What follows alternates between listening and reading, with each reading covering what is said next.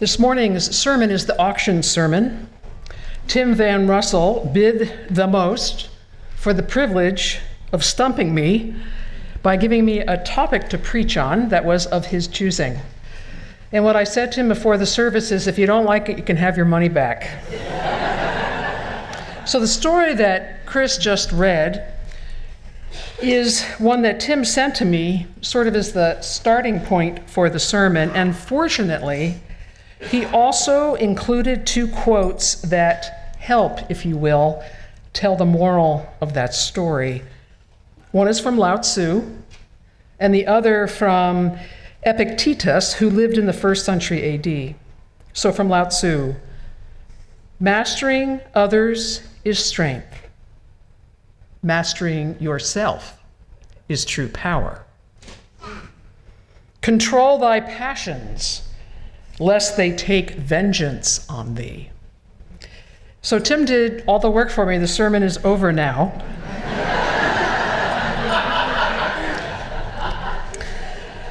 But you know, being a preacher, I couldn't leave well enough alone.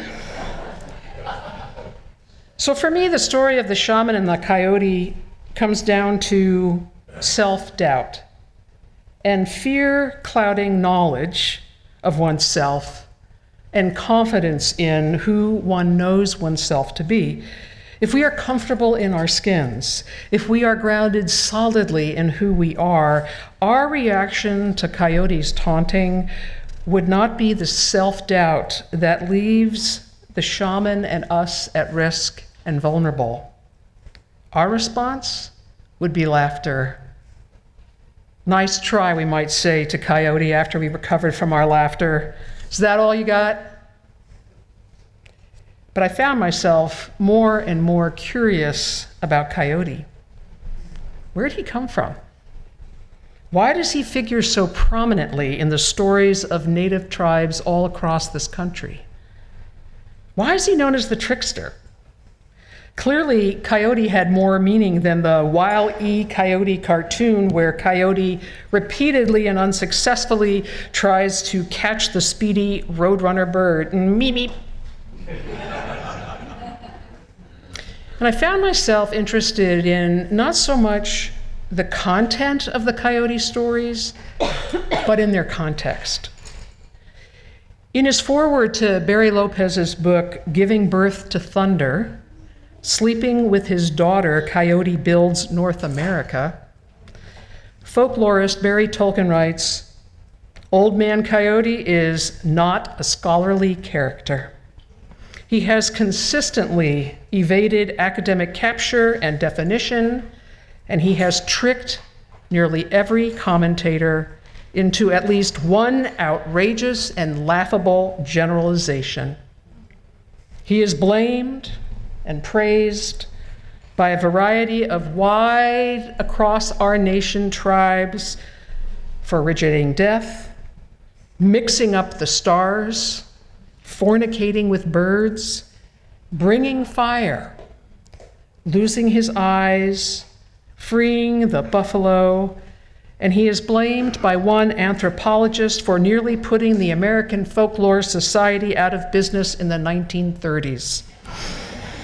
That story tells how the coyote outsmarts an anthropologist who comes onto the res and catches him in a live trap so that he may get Coyote's stories. But after he releases Coyote, the anthropologist discovers that his tapes are all fouled with coyote dung. Coyote triumphs again. Interestingly enough, that story represents how Coyote satirizes and holds off the encroachment of Anglo culture into native culture.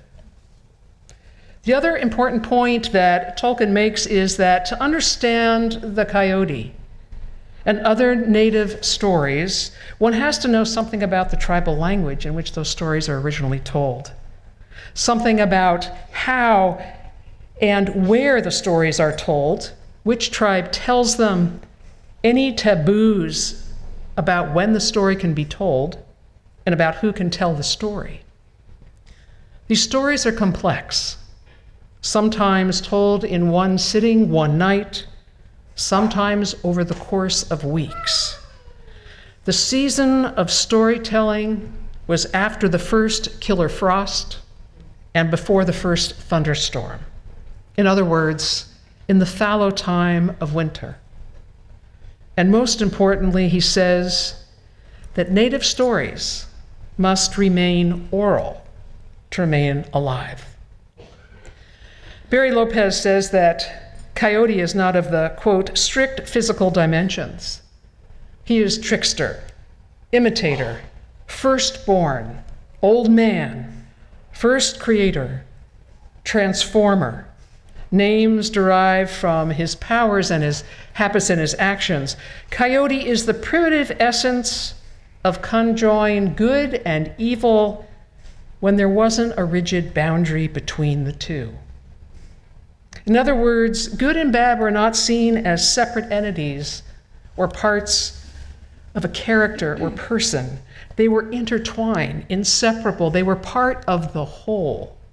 It's kind of how we have in our contemporary culture tried to separate out joy and sorrow, when in fact they live right next to each other.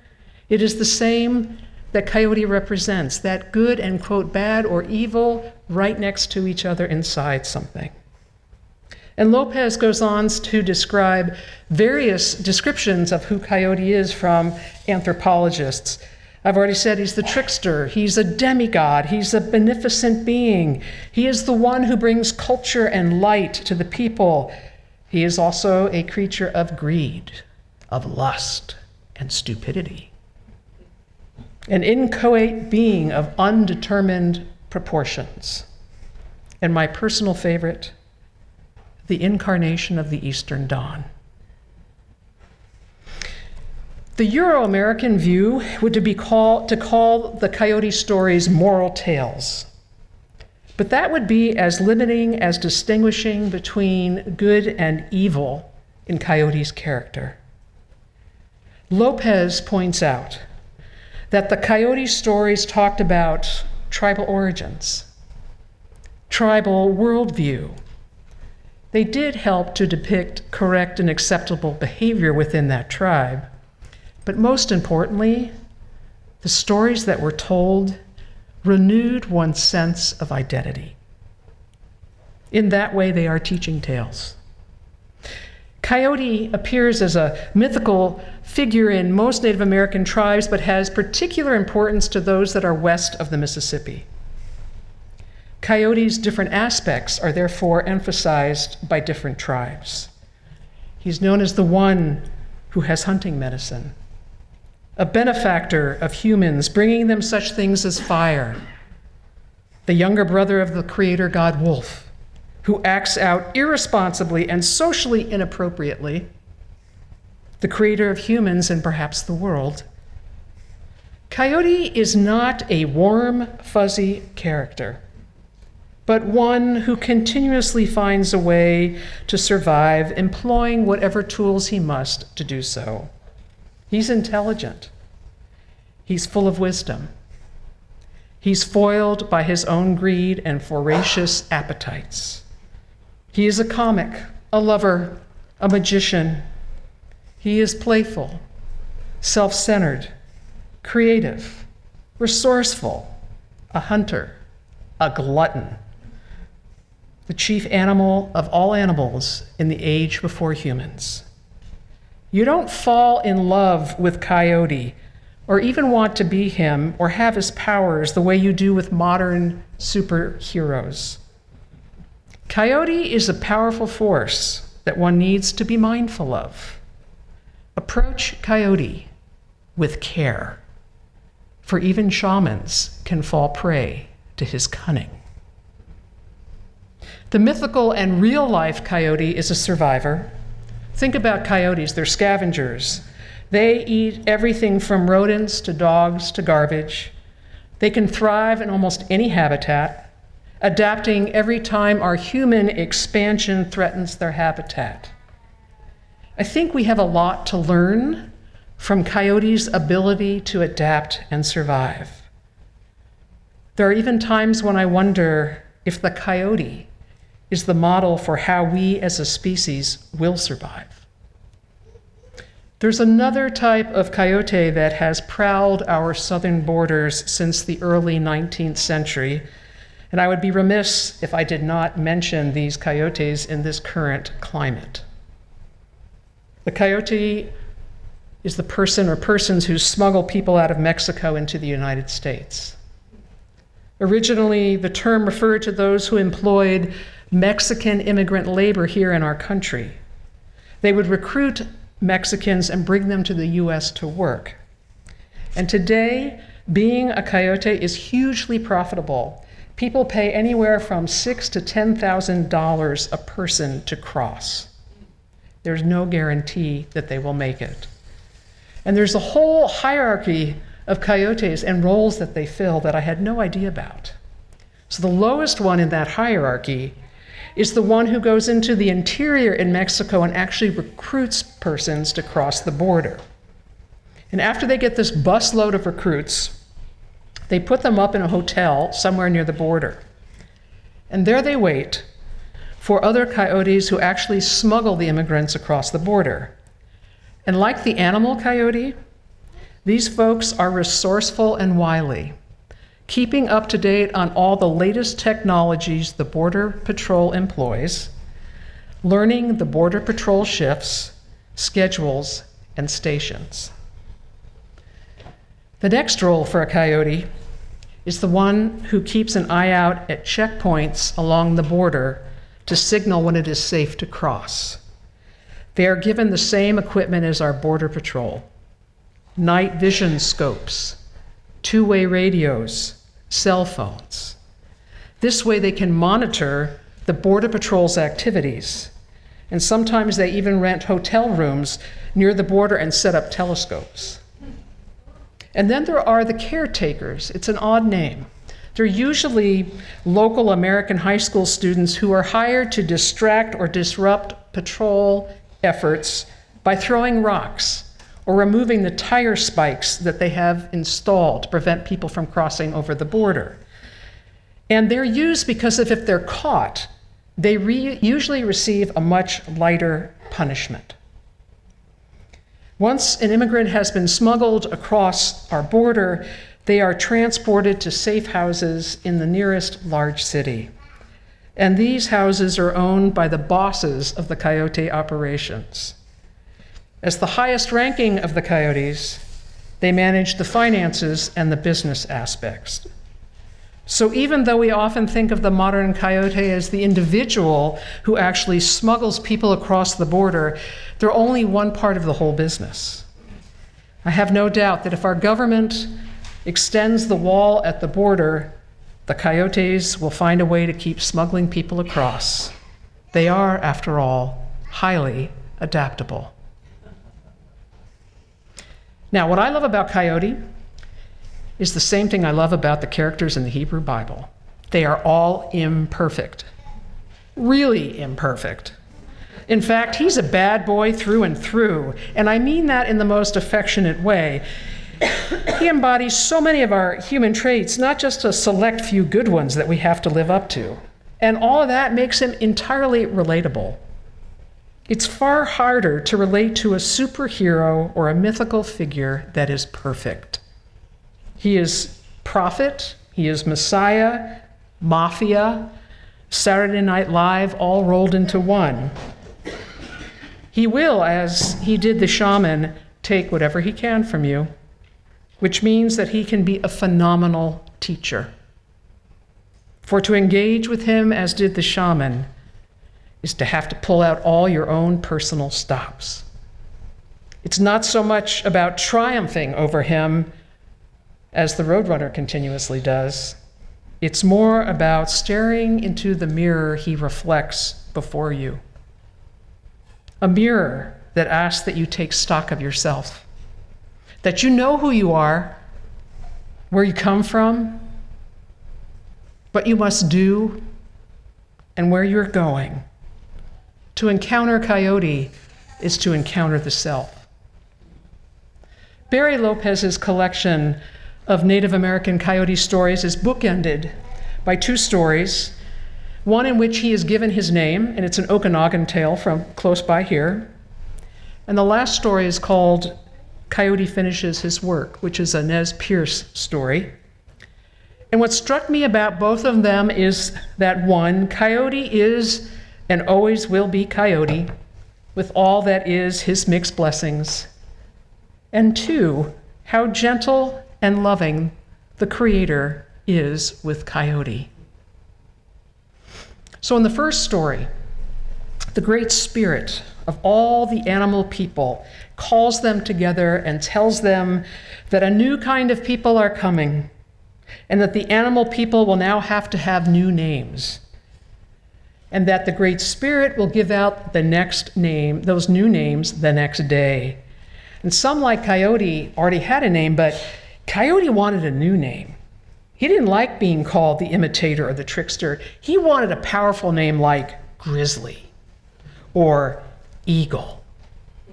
And so Coyote goes home determined to sleep and then wake early. I mean, he even put sticks in his eyes to hold his eyes open. And he falls asleep with them like this, and his eyes are still wide open, but he sleeps and he sleeps and he wakes and he runs to the spot where the Great Spirit is. He thinks this is great, nobody is there, but it's not dawn, it's noon. And all the other animals have already come and gotten their new names. And Coyote, he's pretty darn sad because he realizes that he's going to have to keep his name. In fact, he's despondent. But the Great Spirit is moved by Coyote's quiet sadness. And he says, Coyote, I'm the one who made you sleep that late so that you would miss coming to get a new name. The Great Spirit says, I need you to have that name. It's a good name for you. I have important work for you to do. And that Great Spirit says to Coyote, you will teach the new people who are coming everything from how to sing to how to catch salmon. The Great Spirit says, you will do foolish things too that you just cannot help. This will be your way. The Great Spirit also gives the Coyote the power to change himself into anything and to be able to talk to almost anything except water. And that if Coyote dies, he will come back to life again and again and again. Well, Coyote is thrilled. And the story ends like this. This is the way it was with him. He went out to make things right. Notice that Coyote is tasked with making things right, with teaching a new people how to survive, not only through hunting, but through learning how to sing, which allows them to tell their stories, which in turn allows them to create and maintain their identity generation to generation. Notice that the Great Spirit does not try to change Coyote's foolish ways, but accepts those ways as who Coyote is, as a part of who he is. And the Great Spirit sees all of who Coyote is and honors it. And the last story in the collection is called Coyote Finishes His Work. So Coyote had been out in the world working for years and years and years. He had traveled all over this globe. He was teaching and doing wonderful things, and he still liked to play tricks. He was still totally self-involved, and he told everyone that he met that he was a great warrior, which he absolutely was not. He died so many times that fox and bird got tired of bringing him back to life. He would imitate others. He was ugly. Women didn't like him. One time, he was traveling, looking yet again for something else that needed to be done, and old man saw him. An old man decided that he would come down and be an old man and talk to Coyote. So he appeared next to Coyote, and old man said, well, you know, as he was thinking to himself, Coyote has now done almost everything he is capable of doing. His work is almost done. I think it's time to bring him back to the place where he started. So they're walking together, and the old man says to Coyote, I'm the chief of the earth. And Coyote, being Coyote, was like, no, you're not. And says, well, if you're the Great Spirit, take that lake over there and move it to the other side of the mountain. And the Great Spirit says, you do it. So Coyote does it. And then the Great Spirit says, now move it back. And much to his dismay, Coyote finds that he cannot move the lake back. Then the Great Spirit moves it back. And Coyote says, now I know you are the chief. The Great Spirit says, your work is done, Coyote. You have traveled far and done much good. Now you will go where I have prepared a home for you. Then the coyote disappeared, and no one knows where he is. There is more to the story, but the part that I was taken with was the Great Spirit's tenderness toward Coyote, his love for him, his releasing him from his work and welcoming him home. I think I know a bit about where Coyote is. I've heard his voice as I've laid in bed at night. It woke me with chills. In the Kanab Canyon in Utah, he played catch with his voice, echoing it off the walls in the form of a lullaby. On a Christmas morning in a suburb of Seattle, he and his pumps yipped from the blackberry thicket and then went silent as if they had sucked their voices back into their bodies. I have seen him in a Denver suburb, or in the fields making his way with a rodent dangling from either side of his mouth. I have seen him making his way along the winter banks in Yellowstone Park. I have seen him on the Navajo reservation and stood stock still because one does not want a coyote to pass one's path in that culture. Coyote has walked down the driveway of the last church that I served. I have nothing but gratitude for Coyote, for he has given us not only the spectacle of the stars and fire, but the ways we need to survive. He is a teacher, a dancer, a singer, one who is a master of adapting always, finding new ways to live. But mostly, I'm grateful to Coyote for giving us our singing and speaking voices, and our ability to gather in the winter for the telling of the stories that remind us of who we are. You who is the carnation of the eastern dawn, of sunrise, Coyote, thank you for all your work on behalf of we, the new people. Blessings on the whole of who you are.